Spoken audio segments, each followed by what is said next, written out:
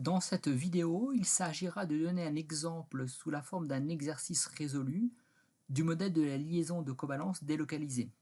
Étudions la molécule de NO3-. Pour répondre à cette première question portant sur l'écriture des formes limites attachées à la molécule de NO3-, puis de celle de l'hybride de résonance, la première étape est d'établir la structure de Lewis de cette molécule, qui est celle qui vous apparaît.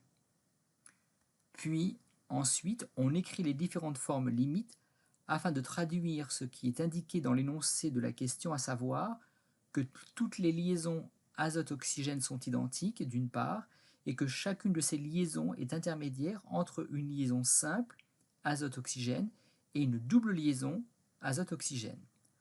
Pour cela, il faut, sur cette structure de Lewis, repérer les doublés d'électrons qui peuvent être délocalisés.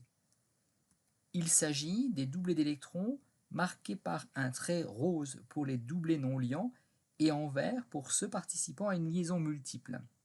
En bleu figure chaque doublé d'électrons représentant une liaison simple.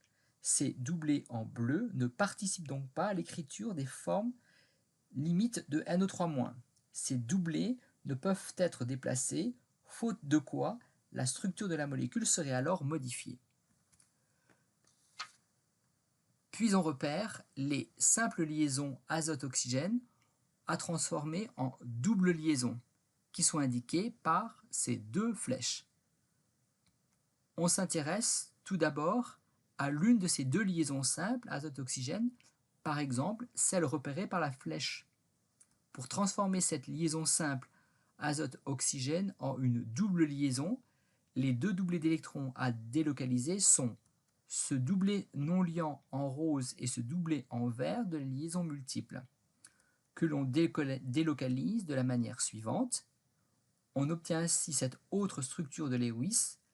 Maintenant, transformons cette autre liaison simple, oxygène-azote, en une double liaison à partir de cette structure de Lewis. Pour cela, on va délocaliser ces deux doublés d'électrons repérés par ces flèches en jaune.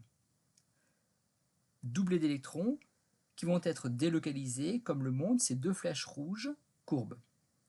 Et nous obtenons cette troisième forme limite. Ces trois formes mésomères sont mises entre crochets et on indique en exposant à droite la charge de la molécule, -1 pour cette molécule-ci.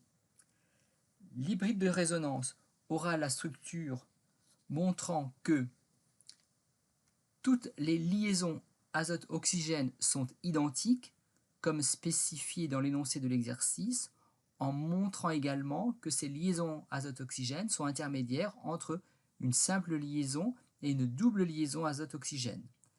Les deux charges formelles de -1 qui apparaissent dans chacune de ces formes limites se répartissent dans l'hybride de résonance sur les trois atomes d'oxygène. Ainsi, chaque atome d'oxygène porte une charge formelle de -2/3. Discutons à présent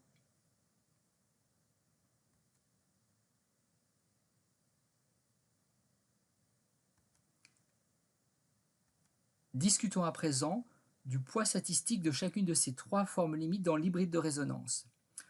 Pour cela, il faut se reporter aux règles de pondération.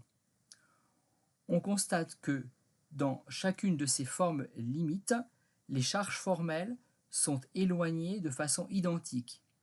Il n'y a pas une forme limite où ces charges formelles seraient plus éloignées les unes des autres. Le calcul de la somme en valeur absolue des charges formelles pour chacune de ces formes limites vaut 3.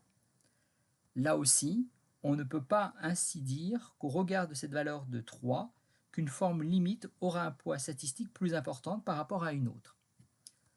Et pour chacune de ces formes limites, la charge formelle de -1 est toujours portée par l'atome le plus électronégatif de la molécule, et la charge formelle de +1 est bien portée à chaque fois sur l'atome le moins électronégatif de la molécule dans chacune de ces formes limites. Au regard de ces règles de pondération, on peut donc dire que le poids statistique de chacune de ces formes limites dans l'hybride de résonance est identique, ce que l'on peut traduire par cette égalité. Ces trois formes limites ont donc le même poids statistique dans l'hybride de résonance.